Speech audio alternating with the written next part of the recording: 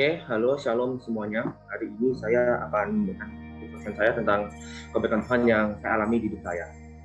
Jadi, saya ini sebelumnya ingin memberitahukan dulu kepada kalian semua bahwa dulu ini saya ini orangnya kasar gitu, suka yang namanya berbicara kasar atau toksik. Ya, seperti kita tahu sendiri, arti toksik itu adalah bicara kasar gitu. Dulu itu saya tuh orangnya suka bicara kasar, suka gampang marah, suka memaki sesama, dan itu tuh apa namanya berterusan sampai ketika saya udah mulai memasuki sekolah ini. Suatu di hari pertama pun juga ya sikap saya masih sama seperti dulu, yang dimana saya dulu itu orangnya kasar, suka ngata-ngatain sesama. Habis itu tiba-tiba saya mendapatkan hukuman. Saya merasa kayak mendapat hukuman, yaitu tiba-tiba pada bulan Januari tahun lalu nama saya dipanggil. Dan saya ngerasa kalau kayaknya ini hukuman yang Tuhan berikan untuk saya, karena mungkin saya terlalu kasar karena perbuatan tidak terpuji, tapi saya terus melakukannya. Dan oleh karena itu, di situ saya merasa bersalah di situ. Kayak andai aja ya, mungkin kalau saya bisa berubah, kemungkinan saya tidak diberi hukuman yang sangat kejam. Tapi ya udah, saya tidak ingin memikirkan hal itu lagi.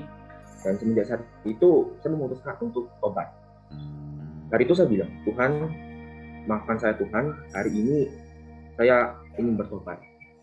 Tuhan tolong bantu saya Tuhan, Tuhan tolong ketuk hati saya undang Tuhan masuk ke hatiku. Tolong Tuhan ketuk hatiku Tuhan, jika aku berbuat salah ya. Aku ingin berubah Tuhan, aku ingin menjadi berkat untuk orang yang aku cintai ya Tuhan. Aku ingin menjadi koko yang baik untuk saudara-saudaraku ya Tuhan. Tuhan, maafkan kesalahanku ya Tuhan. Saya berdoa gitu. Dan waktu hari-hari pertama, ya awal-awal, memang saya pasti memiliki sifat yang sama, belum berubah. Sampai-sampai itu, saya juga jadi malas. Tugas dikasih, saya tidak kerjakan di hari itu. Saya tunda-tunda sampai tugas menumpuk, saya mendapatkan nilai merah 6, saya sering remedi, bahkan saya hampir tidak naik kelas. Akhirnya, di situ saya sampai dimarahi sama keluarga saya, mungkin sama papa saya juga dimarahi, karena ya nilai saya sangat-sangat turun drastis gitu. Semenjak mama di saya dipanggil, nilai saya turun drastis. Jujur, akhirnya suatu hari saya ditanya, kamu kenapa kok bisa seperti ini, coba cerita. Saya bilang sambil nangis di situ. Jadi jujur, saya bisa seperti ini karena saya kehilangan orang yang saya kasih, yaitu mama. Karena jujur, beliau adalah orang yang berperan sangat penting di hidup saya selain papa. Jadi beliau itu sering menyemangati saya saat saya lagi gelisah, saat saya lagi cemas akan mungkin hal-hal yang kayak terkait pelajaran atau mungkin terkait hal lain. Jujur, tiba-tiba saya dibilang ini, tidak perlu sedih. Mama sudah bahagia bersama Tuhan di sana. Tugasmu adalah bikin mamamu bangga di sana dan tunjukkan ke mama kalau kamu pasti bisa. Kamu bisa menjadi koko yang baik untuk adik-adik. Kamu bisa membanggakan mama kok pasti. Mama pasti bangga dengan perjuangan kamu. Jadi ayo, semangat. Sikap yang jelek kamu buang. Singkat cerita, waktu rapotan itu, puji Tuhan saya naik kelas, yaitu naik kelas 8. Semenjak naik ini, saya memutuskan, oke, saya udah naik kelas 8, saya harus berubah. Karena kalau saya masih memiliki sikap yang sama, tentu ya sangat tidak baik. Bisa-bisa saya tidak naik kelas lagi, saya tidak naik ke kelas 9. Saya berdoa lagi sama Tuhan. Tuhan, terima kasih ya Tuhan. Saat ini, saya sudah naik ke kelas 8. Otomatis, tanggung jawab saya lebih besar. Tuhan, bimbing dan tuntun saya Tuhan selama di kelas 8 ya Tuhan. Tuhan, aku ingin berubah ya Tuhan. Aku ingin menjadi murid yang lebih rajin. Aku ingin membanggakan mama dan papaku ya Tuhan. Aku ingin menjadi koko yang terbaik untuk adik-adikku ya Tuhan. Tuhan, bimbing aku Tuhan. Aku janji aku akan buang semua sikap jelekku ya Tuhan. Rasa malas akan aku tinggalkan ya Tuhan. Bantu aku Tuhan untuk ke jalan yang benar. Aku ingin lolos dari rasa malas ya Tuhan. Amin. Singkat cerita, hari pertama masuk, saya belum merasakan apa-apa. Tapi semenjak bulan September, Oktober hingga Desember, saya merasakan bahwa diri saya ini semakin lama bisa semakin berubah.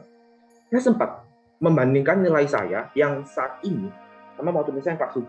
Saya bandingkan. Dan ternyata keluarga saya, termasuk papa saya sendiri, pada bilang, oh nilai kamu tuh lebih baik loh daripada yang kelas 7. Kamu lihat, nilaimu kelas 7 anjlok dibanding kelas 8. Nilaimu udah meningkat kemana. Tentu ya saya dipuji-puji sama keluarga, dipuji sama papa. Tentu itu membuat saya tuh semakin senang dan semakin bersemangat untuk oke, aku harus berubah. Dan singkat cerita, ya puji Tuhan, saya udah berhasil berubah, saya udah merasa udah bisa lolos dari rasa malas. Nah, tetapi untuk ingat yang tadi saya bilang di awal, untuk sikap sikap suka toksik itu udah agak berkurang, tapi tetap masih ada. Di situ saya merenungkan kembali gimana ya caranya supaya aku bisa berubah. Di situ saya mikir keras, sembari saya berdoa sama Tuhan. Terima kasih atas semuanya ya Tuhan. Tuhan sudah memberikan kesempatan saya untuk berubah. Saya berhasil meningkatkan rasa malas saya. Saya berhasil naik ke kelas 8. Ya Tuhan, sekarang saya ingin berubah juga Tuhan, untuk tidak menjadi pribadi yang kasar lagi ya Tuhan. Tuhan, tolong bimbing aku ya Tuhan. Tolong aku untuk berubah menjadi pribadi yang lebih baik ya Tuhan. Aku ingin menjadi berkat untuk orang lain ya Tuhan. Aku ingin menjadi pribadi yang lebih baik. Aku ingin menjadi koko yang baik. Ingin menjadi koko yang bisa dicontoh oleh adik-adikku sendiri ya Tuhan. Tuhan, jauhkan aku dari godaan yang jahat ya Tuhan. Aku ingin lolos dari dosa toksik ini ya Tuhan. Aku tidak ingin bicara kasar lagi. Aku sudah semakin besar. Aku harus bisa merubah sikapku ya Tuhan. Aku ingin menjadi lebih dewasa lagi Tuhan. Aku ingin membangun hubunganku dengan Engkau ya Tuhan. Aku ingin mengenal pribadimu lebih dalam ya Tuhan. Tolong Tuhan, ampunilah aku, maafkan aku Tuhan. Tuntun aku ke jalan yang benar Tuhan. Aku ingin lolos dari dosa ini.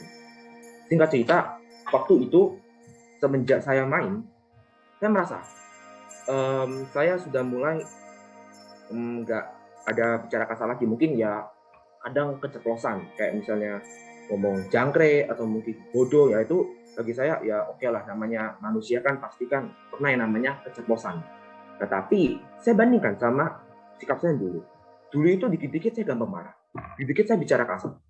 Sekarang memang udah berkurang, walaupun mungkin ada beberapa kadang-kadang tuh ya saya keceplosan.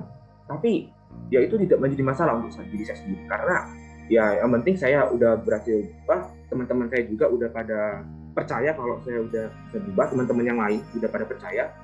Jadi di situ saya merasa kalau kayaknya saya udah berhasil. Nah, sampai sekarang pun juga saya berjanji kepada Tuhan, berjanji kepada orang-orang di sekitar saya bahwa saya akan berubah. Apalagi hari ini saya berulang tahun yang ke-14, otomatis saya 1 tahun lebih dewasa lagi. Saya harus bisa meningkatkan sikap dewasa saya harus bisa tinggalkan masa kelam saya harus bisa menjadi kakak yang baik, harus bisa menjadi kakak yang bisa dicontoh oleh adik-adik saya. Jadi sekian kesaksian saya. Kiranya kesaksian saya ini bisa menjadi berkat bagi kita semua. Nah, seperti yang dikatakan 1 Korintus 10 ayat 13 adalah percobaan-percobaan yang kamu alami ialah percobaan-percobaan yang biasa, yang tidak melebihi kekuatan manusia. Sebab Allah setia, dan karena itu Ia tidak akan membiarkanmu dicobai melampaui kekuatanmu. Pada waktu kamu dicobai, Ia akan memberikan kepadamu jalan keluar, sehingga kamu dapat menanggungnya. Kiranya kesaksian ini atau kiranya ayat yang saya bacakan ini boleh saling menguatkan kita, dan tentunya semoga kita bisa menjadi pribadi yang baik, kita bisa menjadi berkat untuk orang lain. God bless you.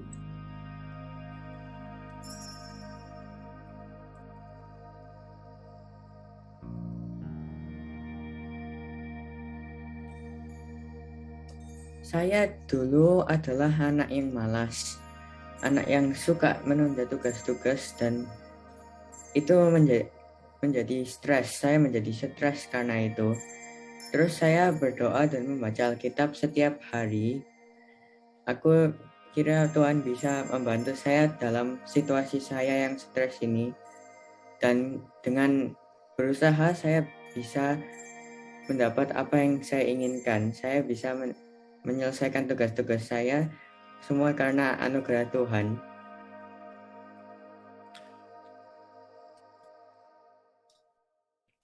Lukas 11 ayat 9. Oleh karena itu aku berkata kepadamu, mintalah maka akan diberikan kepadamu, carilah maka kamu akan mendapat, ketoklah maka pintu akan dibukakan bagimu.